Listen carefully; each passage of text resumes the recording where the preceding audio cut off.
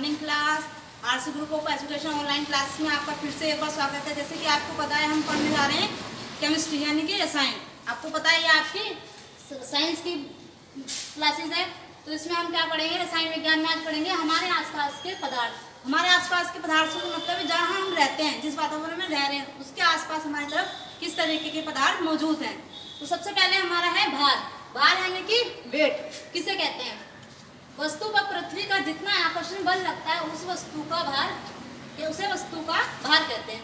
कहने का मतलब है कोई भी वस्तु हो, तो हम पृथ्वी पर खड़े हैं, आपको पता है कि पृथ्वी पर जीवन है, तो पृथ्वी पर जितनी भी वस्तुएं होती हैं तो पृथ्वी इसको अपनी ओर क्या करती है, अट्रैक्शन फोर्स लगाती है यानी कि आकर्षण बल, जिसे हम क्या कहते हैं, भार यानी कि वेट। अगर हम पृथ्वी पर खड़े हैं तो हमारे पे भी पृथ्वी क्या कर रही है, आकर्षण बल लगा रही है यानी कि अट्रैक्शन फोर्स लगा रही है, उसे हम क्या कहते हैं, वेट यानी कि भार।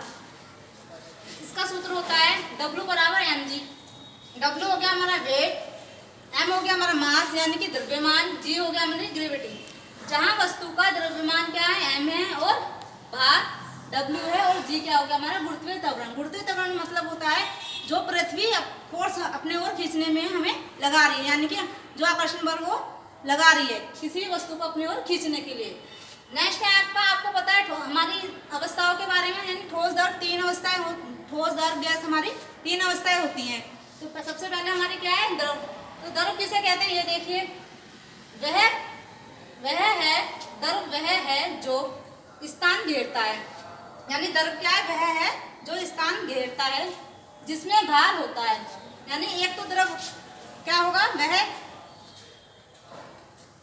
द्रव्य वह है जो स्थान घेरता है, एक तो द्रव होगा जो स्थान भी घेरेगा, उसमें क्या होगा, वेट भी होगा यानी कि भार भी होगा, और जिसका ज्ञान हम अपने इंद्रियों द्वारा कर सकते हैं। इंद्रियां क्या होती हैं आपको पता है, नाक का नाक, ये हमारी क्या होगी, इंद्रियां होंगी। इससे क्या होगा, इसी से हम महसूस करते हैं कि ये किस चीज़ की गंध आ रही है या किस चीज़ को हमें देखना है, तो ये सब चीज़ क्या होती है, हमारी इंद्रियां होती है, जिनसे हम कुछ भी चीज़ महसूस करते हैं, देखते हैं, खाते हैं, ये सब क्या होती है, इंद्रियां होती है। तो इसी से हम पता करते हैं कि द्रव किस प्रकार का द्रव है, इसका कितना वेट है, और ये किस प्रकार की इसमें गंध आ रही है। तो इसलिए इसने क्या बोला है, जिसका ज्ञान हम अपने इंद्रियों द्वारा कर सकते हैं। अब आगे पदार्थ की अवस्था है, जो मैंने अभी बताया था कि पदार्थ की तीन अवस्थाएं होती हैं, आपको पता है सर, ठोस द्रव गैस यानी कि सॉलिड लिक्विड एंड गैस। ठोस अवस्थाएं, तो सबसे पहले अवस्था कौन सी होगी हमारी, ठोस अवस्था यानी कि सॉलिड, यानी कि किसे कहते हैं हम, ठोस अवस्था सॉलिड। पदार्थ की ठोस अवस्था में अणु बहुत पास होते हैं।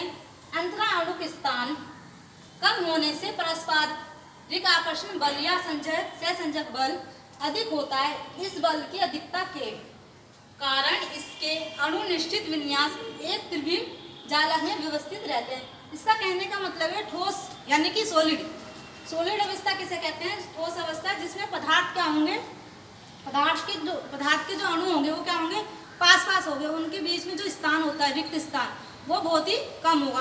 तो उसे तो हो गया हमें अणु पास। अब इसने बोला अंतरा अणु स्थान कम होता है। अंतरा अणु के मतलब जो अणु होते हैं इसमें ठोस में, उनके बीच का स्थान बहुत कम होता है। तीसरा है कि आकर्षण बल ज्यादा होगा। भाई जब उसमें स्थान कम होगा तो क्या आकर्षण बल तो तेज लगाएंगे, अगर उसमें ज्यादा होगा तो फोर्स क्या होगा, आकर्षण बल कम होगा, अट्रैक्शन फोर्स। लेकिन इसमें क्या है, आसपास है अणु बहुत ज्यादा, तो उसमें क्या है, आकर्षण बल क्या होगा, कम से कम होगा। इस बल की अधिकता कारण यानी कि अट्रैक्शन फोर्स की अधिकता, यानी कि आकर्षण बल क्या होगा, सबसे अधिक इसमें होगा ठोस अवस्थाओं में होता है, यानी कि ठोस वस्तुएं होती हैं उसमें अट्रैक्शन फोर्स सबसे ज्यादा होता है, और अणु भी उसमें बहुत पास होते हैं।